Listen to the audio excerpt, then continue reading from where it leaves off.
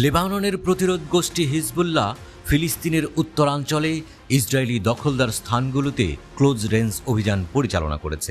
Hezbollah অধিকৃত রাফার সুবা পাহাড়ে Samaka সাইটের চারপাশে অবস্থানরত ইসরায়েলি সেনাদের উপর হামলার ঘোষণা দিয়েছে। সুমাকা সাইট লক্ষ্য করার আগে হিজবুল্লাহ গাইডেড মিসাইল এবং কামানের গোলা ব্যবহার করে অল্প দূরত্ব থেকে হামলা চালায়। এই আক্রমণটি ইসরায়েলি সেনাদের অবস্থানকে লক্ষ্য করে সরাসরি আঘাত হানে। প্রতিরোধ বিষয়ক আল মায়াদিনের বিশ্লেষক আব্বাস ফনিস উল্লেখ করেছেন, রামিয়া অপারেশনে হিজবুল্লাহর হামলাগুলো উল্লেখযোগ্যভাবে কাছাকাছি ছিল, মাত্র 100 থেকে 150 মিটারের মধ্যে। তিনি এই অভিযানকে হিজবুল্লাহর ইচ্ছাকৃত নতুন কৌশল হিসেবে বর্ণনা করেছেন। আব্বাস ফনিস জানিয়েছেন, হিজবুল্লাহর অপারেশনগুলো এটা ইঙ্গিত দেয় যে প্রতিরোধ যোদ্ধারা বিস্ময়কর কৌশলে এগোতে সক্ষম।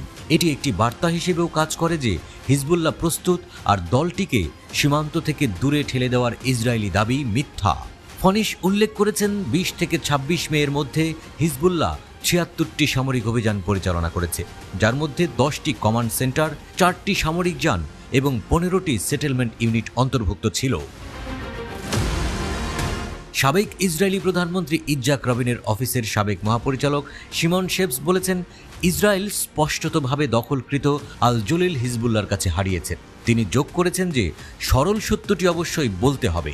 শেবস বিশ্বাস করেন, গত 8 মাস ধরে ইসরায়েলি সরকার এবং নিরাপত্তা সংস্থার কর্মক্ষমতা এখন পর্যন্ত শোচনীয়ভাবে ব্যর্থ হয়েছে। 80,000 ইসরায়েলি বসতি স্থাপনকারীকে দখলকৃত ভূমি থেকে পালিয়ে যেতে বাধ্য করা হয়েছে এবং তারা 8 মাস ধরে শরণার্থী হয়েছে। ওদিকে গাজা যুদ্ধের 235তম দিনে ইসরায়েলি দখলদার বাহিনীকে প্রতিহত করে চলেছে প্রতিরোধ গোষ্ঠীগুলো। ইসরায়েলি সেনাদের হত্যা ও আহত করেছে ফিলিস্তিনি যোদ্ধারা। হামাস আন্দোলনের সামরিক শাখা আল কাসাম ব্রিগেড ঘোষণা করেছে, তার যোদ্ধারা স্বল্প পাল্লার রকেট ব্যবহার করে রাফার দক্ষিণে আইডিএফ সেনাদের উপর হামলা করে। আল কাসাম যোদ্ধারা গাজার উত্তরে জাবালিয়ায় আল ইয়াসিন রকেট দিয়ে একটি ইসরায়েলি মেরকাভা ট্যাঙ্কেও লক্ষ্যবস্তু করেছে। আল কাসাম মর্টার শেল এবং রাজুম ক্ষেপণাস্ত্র দিয়ে ইসরায়েলি সেনাদের হামলা করার ফুটেজ প্রকাশ করেছে। মধ্য জাবালিয়ায় একটি মেরকাভা ট্যাঙ্কেও লক্ষ্যবস্তু করে তারা।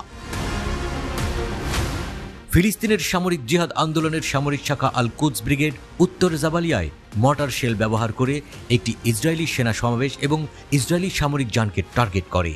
আল কুদস ব্রিগেডের প্রকাশ করা ফুটেজে দেখা গেছে, যোদ্ধারা তুর্কি ফিলিস্তিনি ফ্রেন্ডশিপ হাসপাতালের আশেপাশে অবস্থানরত একটি ইসরায়েলি বাহিনীকে টার্গেট করছে। আল কুদসের প্রতিরোধ যোদ্ধারা জাবালিয়া শরণার্থী শিবিরে একটি ইসরায়েলি ম্যাভিক প্রো কোয়াডকপ্টার গুলি করে। ইসরায়েল 7 অক্টোবর থেকে গাজায় 635 সেনা নিহত হওয়ার কথা স্বীকার করেছে।